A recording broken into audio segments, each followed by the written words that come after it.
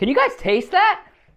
That's the sweet taste of revenge, Philadelphia Eagles fans. It is revenge week. Super Bowl Sunday, the biggest game of the year for the Philadelphia Eagles and the Kansas City Chiefs. One team wins, one team goes home. One team will be partying on Bourbon Street, the other, they'll be crying. But we are here today to give you the big board preview for the big game.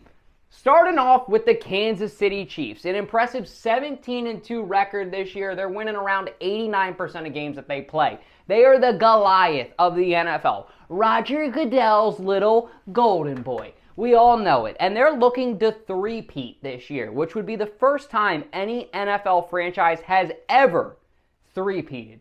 My Eagles, I think that they're going to stop that. But they got to respect the Kansas City Chiefs because they are a well-coached team. They have the refs on their side and Taylor Swift. That pretty much sounds impossible to beat. The Chiefs' pass rush has been playing great throughout the playoffs. They are tied with the Eagles with 10 sacks so far. Patrick Mahomes always shows up when the lights are the brightest. The past month specifically, he's been playing insane football. So the Eagles definitely need to key in on getting after him early. Some of my Dutchy's players to beware, well, I'm starting off with Travis Kelce. We all know what Zach Ertz just did to the Eagles last week in the NFC Championship. We don't want to have that happen again. Don't want to see a tight end go for 100-plus yards, so I really want to see the Eagles defense and Cooper DeJean explicitly key in on him. Vic Fangio, you better have a good game plan. Next up, I really want to lock in on Isaiah Pacheco, too. He had a great game against the Eagles last Super Bowl. He's also kind of an unsung hero in some of these Chiefs Super Bowls, so I'd expect him to have a bigger game. And Xavier Worthy. We all remember what Kadarius Toney did to us as the slot wide receiver for the Chiefs. Don't let Xavier Worthy do it, too. This kid's young, he's good, and he's playing great football. You got to beware of these three guys. Or as Andy Reid would say, the old Bundle-Rooski. My ass, Andy. The Eagles are the most consistent team in the NFL. This franchise is looking for its second Lombardi. They are disciplined, they have direction, and guess what? Who needs Taylor Swift when you got Gilly? Yeah, so I'm really confident in Philadelphia in this game. Defense has locked in throughout the playoffs. Vic Fangio has these guys buying and selling his system. I know that there was a lot of question of that when he first came to this franchise, if Vic would get these younger guys to buy in, if they would really, believe in what he's selling. They have, and it looks exceptional. Brandon Graham's also getting back out there. He's 1-1 in his Super Bowls. This is his third. He's looking to get the better end of that wishbone, I think. So Philadelphia Eagles fans, expect BG to have a big game. Another thing that's been key for the Eagles throughout the entire playoffs, Jalen Hurts has protected the ball. He's really made sure he hasn't fumbled, he hasn't thrown any picks, and that's been one of the key reasons why the Eagles have won these games. Obviously, we all know the entire year, Saquon Barkley's been the main reason we've won these games. He is averaging an insane 147 yards per game in the playoffs. So the system is easy. Hand the ball off. This should be a game where Saquon Barkley is getting a minimum of 25 takes.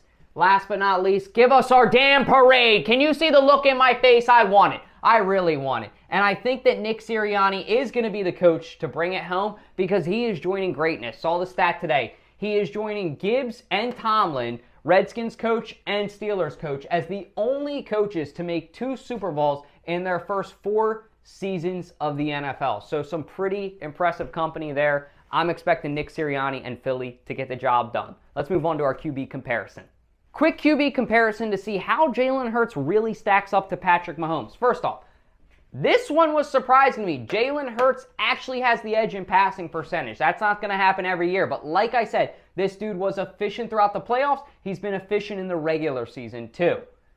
Patrick Mahomes obviously is going to have the passing yards with 3,928 compared to Jalen's 2,903. So there's a big gap there, obviously like 1,000-yard difference. If you look at the passing yards per game, Patrick's averaging 245 yards per game compared to Jalen's 193. Passing touchdowns, Patrick also has the advantage with 26 compared to Jalen's 18. But when you get into rushing yards, rushing touchdowns, as you would expect, it's a big noticeable gap. About 3 times with 630 rushing yards compared to Mahomes, 2 times compared to Mahomes, 307 yards. and about 7 times with 14 touchdowns, a staggering 14 rushing touchdowns compared to Mahomes' only 2. Thought he would have had more. But if you look at total TDs where it really counts, Jalen Hurts has 32 compared to Patrick Mahomes' 28. So I actually think Jalen Hurts has the edge in this QB battle when you talk about overall productivity. But as a pure passer, we all know Patrick Mahomes is the GOAT right now. So if you want to talk about just offensively, I think Jalen Hurts may have a big game. A lot of people forget, in that Super Bowl against Mahomes, he showed out. I expect him to show out again. Let's take it to you, Havens, for your keys to success.